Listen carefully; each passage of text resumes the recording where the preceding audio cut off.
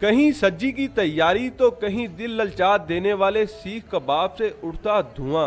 ये मनाजिर हैं निजी क्लब में सजे फूड फेस्टिवल के, जहां देसी और वलायती खाने लाहौरियों का मन खूब लुभा रहे हैं।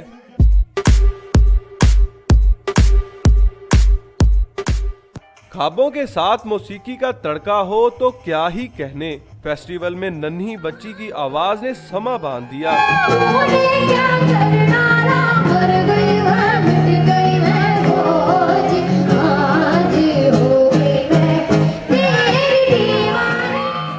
यही नहीं, नौजवानों ने माइकल जैक्सन के गाने पर ब्रेक डांस करके हाजरीन से खूब दाद वसूल की।